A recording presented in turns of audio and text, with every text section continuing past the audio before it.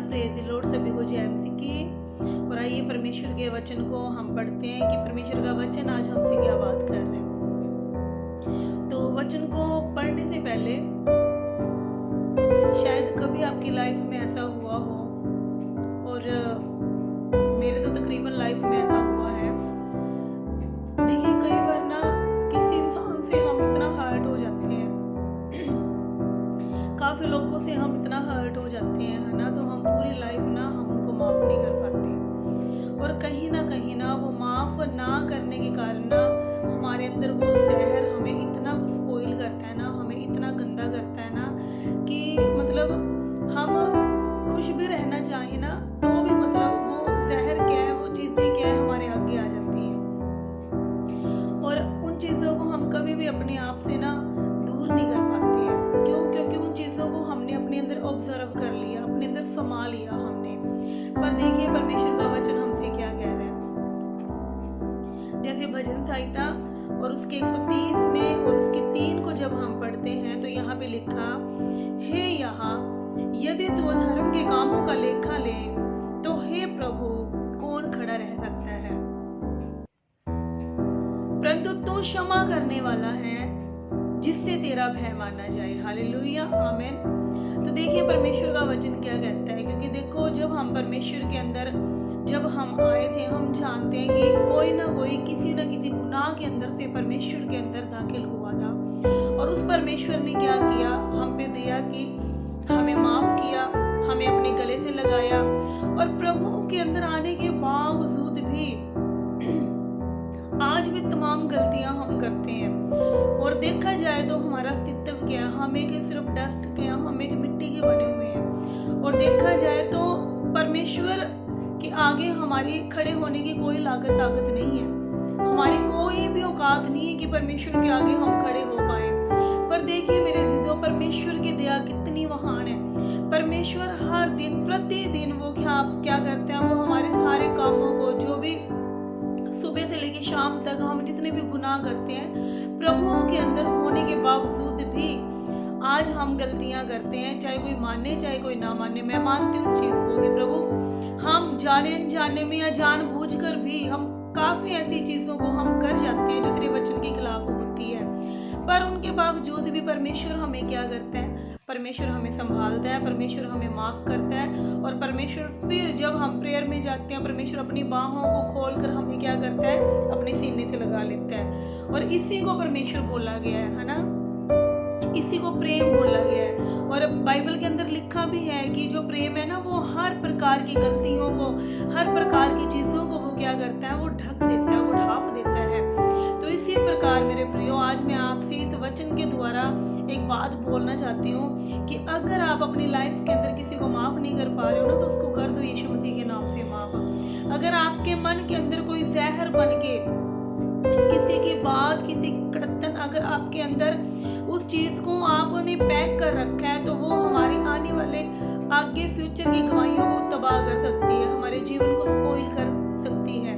और जैसे वचन के अनुसार परमेश्वर का वचन कहता है कि अगर तू अधर्म के कामों का लेखा ले तो परमेश्वर तेरे आगे कौन खड़ा हो सकता है। तो मेरे प्रियो, अगर आज परमेश्वर हमारे कामों का लेखा लेना, प्रभु के अंदर होने के बावजूद भी आज तमाम लोग गलतियां कर रहे हैं, पर परमेश्वर क्या कर रहा है, प्रतिदिन उनको माफ कर रहा है।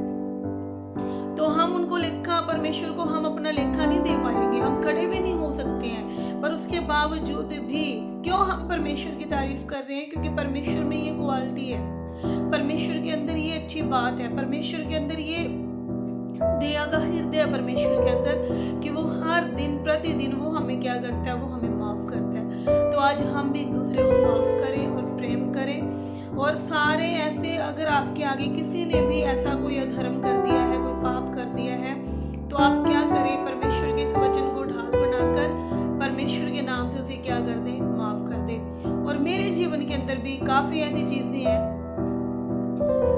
बहुत सारी ऐसी चीजें हैं, पर नहीं, जब वचन खुलता है ना तो वो सब कुछ साफ हो जाता है। और परमेश्वर के नाम से काफी ऐसी चीजों से हम जूझते हैं, हम सामना भी करते हैं, और प्रतिदिन हमारे आगे ये चीजें आती भी हैं।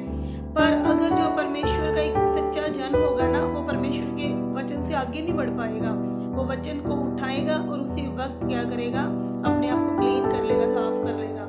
तो आज अगर किसी भी कड़तन को लेकर और किसी भी इंसानों की बातों को लेकर अगर आज वो अधर्म के काम आपके आगे बने पड़े हैं और आप उनको माफ नहीं कर पा रहे हो, तो आज ही इसी वचन को उठाएं और उन्हें माफ करें, उन्हें गले से लगाएं, क्योंकि परमेश्वर भी क्षमा करने वाला है और हम भी एक दूसरे को क्या करें, क्षमा करें।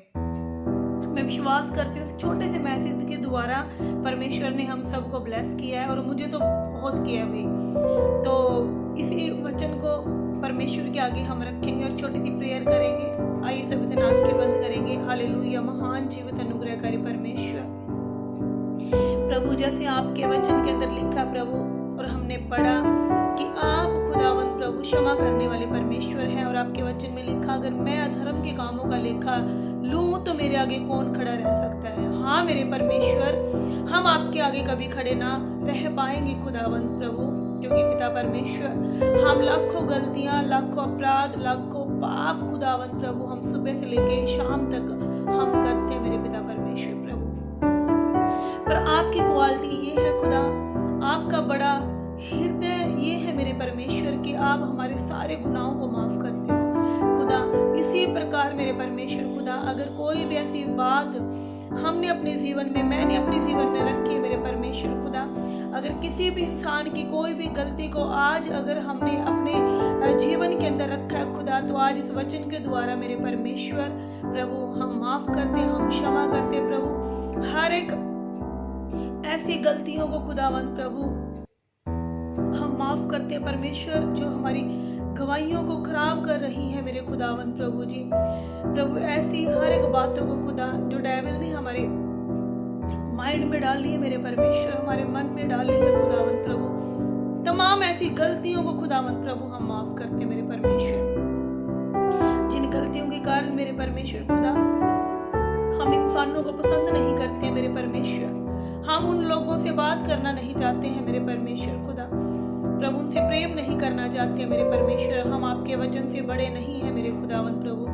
आपके वचन के अनुसार खुदावंद प्रभु सारी ऐसी तमाम प्रभु कड़तनों को आज आपके इस वचन के द्वारा हम डिस्कनेक्ट करते हैं मेरे परमेश्वर, गेट आउट करते हैं मेरे परमेश्वर। अब इसी वक्त खुदावंद आपके प्रेम की सामर्थ खुदा हम सब पर उठेली जाए खुदावंद प्रभु, और हम पाक और पवित्र बन